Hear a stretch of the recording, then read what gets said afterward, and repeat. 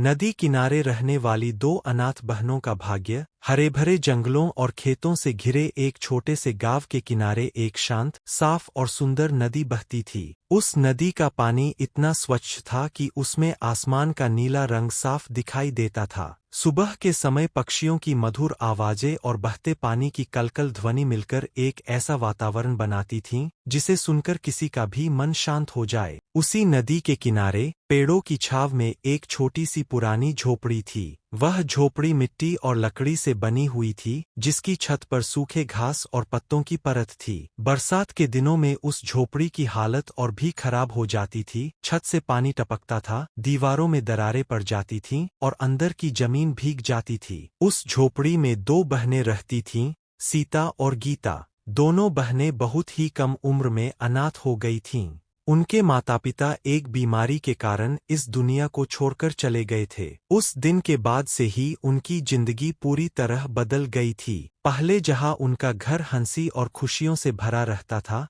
वहीं अब वहां सन्नाटा और संघर्ष ने जगह ले ली थी। सीता, जो बड़ी बहन थी, अब केवल उम्र में ही नहीं बल्कि जिम्मेदारियों में भी बड़ी बन चुकी थी। उसने अपने दिल में यह ठान लिया था कि वह अपनी छोटी बहन गीता का हर हाल में ख्याल रखेगी। गीता, जो छोटी थी, अभी भी मासूम थी, लेकिन उसने भी हालात को समझना शुरू कर दिया था। हर दिन उनकी जिंदगी एक जैसी ही होती थी, संघर्ष से भरी लेकिन उम्मीद से भरी। सुबह सूरज निकलने से पहले ही सीता उठ जाती थी।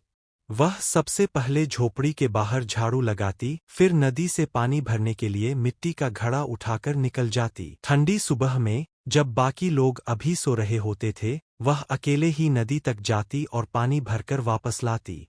उधर गीता भी थोड़ी देर बाद उठती और घर के छोटे मोटे काम करती। फिर वह भी नदी की ओर जाती, बर्तन धोने, कपड़े साफ करने और कभी-कभी बस पानी के किनारे बैठकर थोड़ी देर सुकून पाने के लिए। नदी उनके लिए सिर्फ पानी का स्रोत नहीं थी, बल्कि उनकी दोस्त थी, उनका सहारा थी। वे अक्सर वहीं बैठकर अपने मन की बातें करतीं, अपने दुख साझा करतीं और भविष्य के सपने देखतीं। एक दिन गीता ने मुस्कुराते हुए कहा, दीदी, क्या आपको लगता है कि हमारी जिंदगी कभी बदलेगी? सीता ने हल्की सी मुस्कान के साथ जवाब दिया, बदलेगी गीता, जरूर बदलेगी, लेकिन उसके लिए हमें मेहनत करनी होगी और कभी हार नहीं माननी होगी। गीता ने सिर हिलाया और कहा, मैं भी मेहनत करूंगी दीदी, हम दोनों मिलकर सब ठीक कर लेंगे। गांव के लोग और उनका व्यवहार। गांव के लोग अलग अलग स्वभाव के थे। कुछ लोग बहुत अच्छे थे। वे बहनों की हालत समझते थे और उन्हें काम दे देते थे, जैसे घर साफ करना, बर्तन धोना, कपड़े धोना या खेतों में हल्की फुल्की मदद करना। इसके बदले में वे उन्हें थोड़ा बहुत अनाज या पैसे दे देते थे। लेकिन कुछ लोग ऐसे भी थे, जिन्हें दूसरों के दुख से कोई फर्क नहीं पड़ता था। वे बहनों का मजाक उड़ाते, उन्हें ताने मारते और कभी-कभी तो अपमान भी करते। एक बार एक औरत ने कहा, अरे, ये अनाथ लड़कियां क्या करेंगी जिंदगी में? इनकी किस्मत तो ऐसी ही रहेगी। यह सुनकर सीता की आंखों में आंसू आ गए, लेकिन गीता ने उसका हाथ पकड़कर कहा, दीदी, लोगों की बातों से दुखी मत होइए, भगवान सब देख रहे हैं। उनकी झोपड़ी के पास ही एक आदमी रहता था, रघु। रघु बहुत ही लालची, स्वार्थी और कठोर दिल का इंसान था। उसे दूसरों की मदद करना तो दूर, किसी की तकलीफ देखकर भी कोई फर्क नहीं पड़ता था, बल्कि वह दूसरों की कमजोरी का फायदा उठाने में विश्वास रखता था। वह अक्सर बहनों को तंग करता था, कभी उनके रास्ते में कूड़ा फेंक देता, कभी उनके घड़े को लात मार देता और कभी उनका मजाक उड़ाता। एक दिन उसने हंसते हुए कहा, तुम दोनों जिंदगी भर ऐसे ही गरीब रहोगी,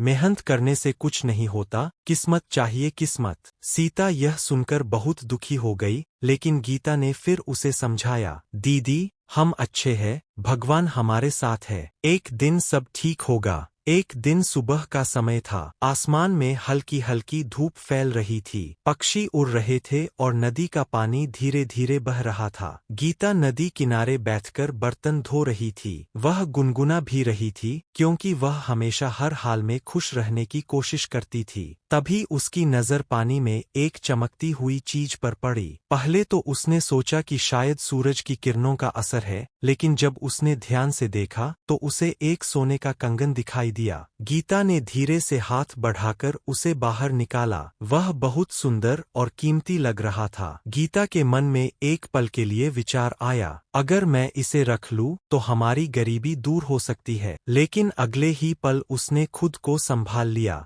नहीं, यह गलत होगा। यह जरूर किसी का है। मुझे इसे वापस करना चाहिए। वह कंगन लेकर गांव की ओर दौड़ी। वह हर किसी से पूछने लगी, क्या किसी का कंगन खो गया है? कई लोग लालच में आ गए और झूठ बोलने लगे। हाँ, ये मेरा है। लेकिन गीता ने उनकी बातों को ध्यान से सुना और समझ गई कि वे झूठ बोल रहे हैं। तभी एक बूढ़ी औरत धीरे धीरे चलती हुई आई। उसके कपड़े साधारण थे, लेकिन उसकी आंखों में गहराई और सच्चाई थी। वह बोली, बेटी, यह कंगन मेरा है। मैं सुबह नदी में नहाने आई थी, तभी यह गिर गया। गीता ने बिना किसी लालच के वह कंगन उसे दे दिया। सीता, जो पास ही खड़ी थी, बोली, तुमने बिना सोचे इतना कीमती कंगन दे दिया। गीता मुस्कुराई, दीदी, अगर यह हमारा नहीं है तो इसे रखना गलत है। जैसे ही बूढ़ी औरत ने कंगन लिया, अचानक चारों ओर एक तेज रोशनी फैल गई। दोनों बहनें घबरा गईं। देखते ही देखते वह बूढ़ी औरत एक सुंदर और तेजस्वी देवी में बदल गई। दोनों बहनें डरकर झुक गईं और हाथ जोड़ लिए। देवी ने मधुर आवाज में कहा,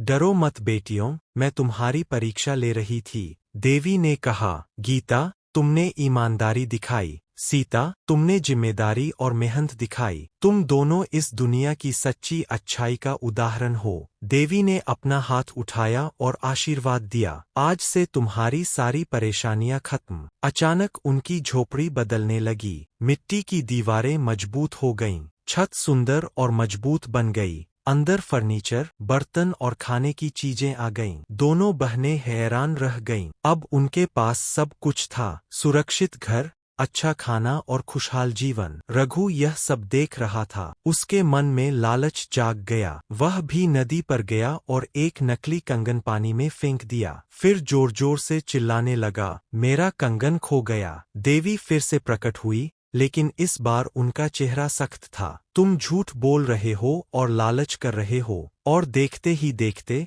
रघु का घर टूट गया और उसकी सारी संपत्ति खत्म हो गई। अब सीता और गीता खुशी खुशी रहने लगीं। वे अपनी तरह से दूसरों की मदद भी करने लगीं, क्योंकि वे जानती थीं कि गरीबी और दुख क्या होता है। गांव के लोग भी अब उनका सम्मान करने लगे। एक दिन गीता ने मुस्कुराते हुए कहा, दीदी, देखा, हमारी मेहनत और ईमानदारी रंग लाई। सीता ने उसे गले लगाकर कहा, हाँ गीता, सच में भगवान हमेशा अच्छे लोगों का साथ देते हैं। कहानी की सीख, ईमानदारी सबसे बड़ा गुण है। मेहनत और सच्चाई का फल हमेशा मिलता है। लालच और झूठ का अंत बुरा होता है।